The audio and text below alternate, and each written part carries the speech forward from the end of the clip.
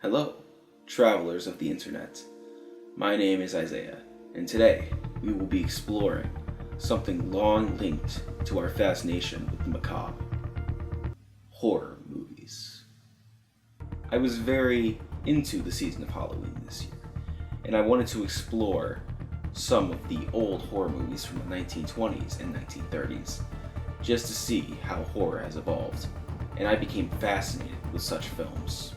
Today I will be talking about 4 of these movies: The Cabinet of Dr. Caligari, Nosferatu, The Phantom of the Opera, and last but not least, Dracula. With that being said, let's start with The Cabinet of Dr. Caligari.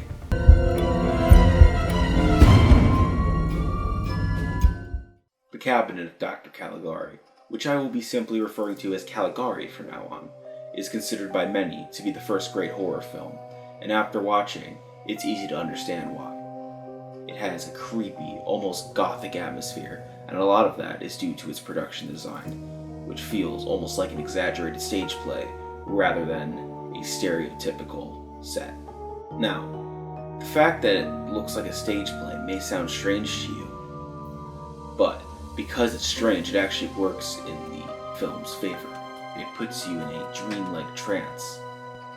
However, while I do appreciate this film's production design and overall aesthetic, what I love most about it is its storytelling, which was very ahead of its time.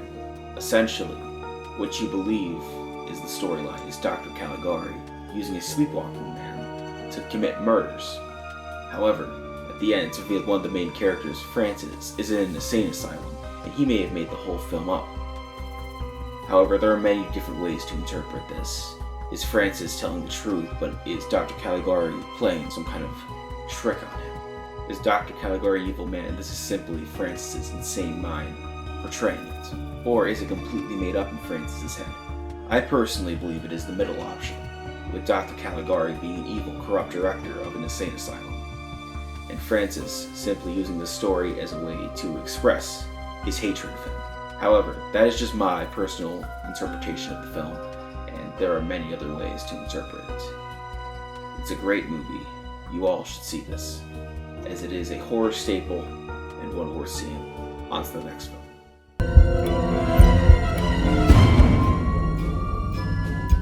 Nosferatu is the oldest surviving adaptation of Bram Stoker's Dracula. It has an interesting production story. The film company, Branagh Film, was founded to make this film. However, Bram Stoker had passed away at this point, and his widow, Florence Stoker, would not allow the film's production.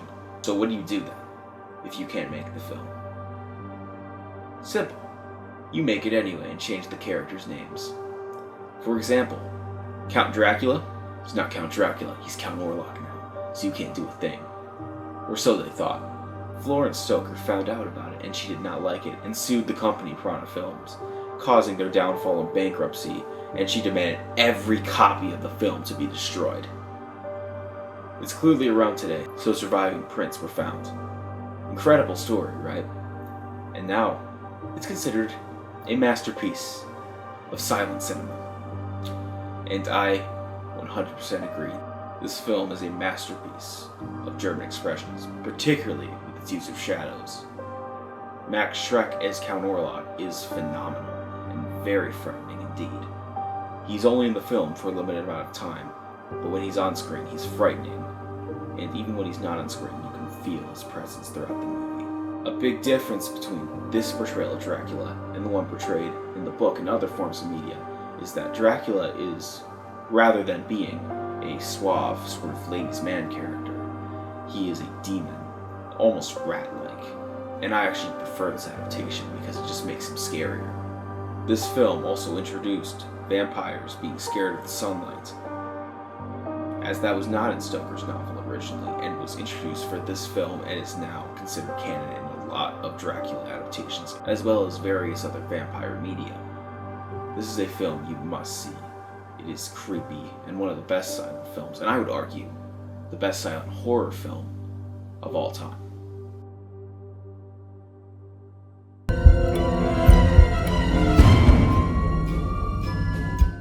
When many people think of Phantom of the Opera, perhaps they think of the book or the musical. However, this 1925 adaptation with silent horror icon Lon Chaney goes for straight horror, and it's effective. Lon Chaney is fantastic as the Phantom. The makeup job that he made himself was phenomenal. Not only was he a master of acting, but of makeup. Remember, this is the man of many faces. The scene where you see him unmasked for the first time is arguably the most scary scene in silent cinema. I would argue it is. It's very effective. Part of what makes it so effective is the build-up. You hear, or rather read, descriptions on the screen of what the Phantom looks like. It makes you wonder, who is this Phantom? Is it a ghost? A man? Maybe a demon of some kind? Turns out it's the middle of those three. And it's a satisfying answer as well. The only gripe I would have with this movie is that it's not quite as scary as something like Caligari or Nosferatu, but it is effective. It has a lot of creepy moments that really draw you into the story. Overall, a very good film, and a classic of silent cinema, and I would argue slightly underrated.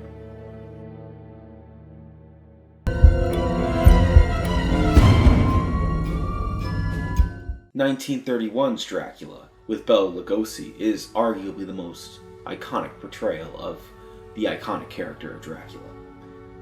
I took a horror films class a few years back, and for the Universal Horror Film segment, we watched Frankenstein instead of Dracula because my professor said this film was dated. I watched Frankenstein, I thought it was alright, but I wondered, was he right about Dracula?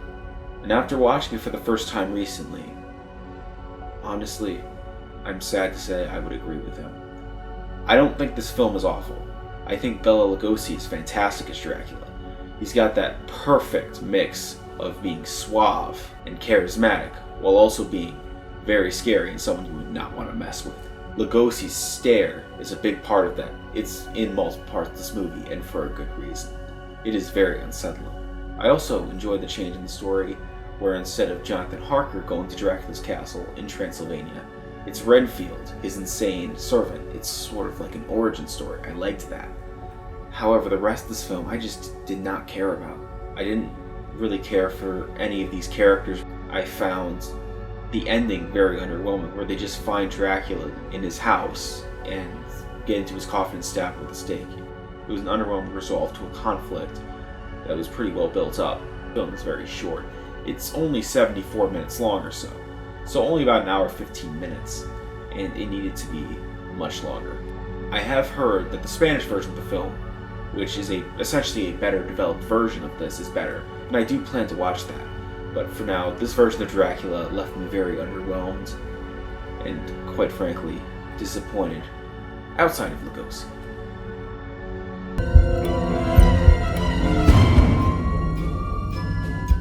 This deviation into horror films for me was definitely worthwhile. While I didn't love a film like Dracula, I still saw value in it, and it wasn't completely awful. I also found a lot of films that I ended up loving, like The Cabinet of Dr. Caligari, and rediscovering a film I already loved with Nosferatu. Overall, I would rank the films like this. Number 1 is Nosferatu. Number 2 is Caligari. Number 3 is The Phantom of the Opera. And number 4 is Dracula. I would like to thank you, all you horror heads, for watching. If you enjoyed this and would like to see more like this, please let me know. I read all your comments.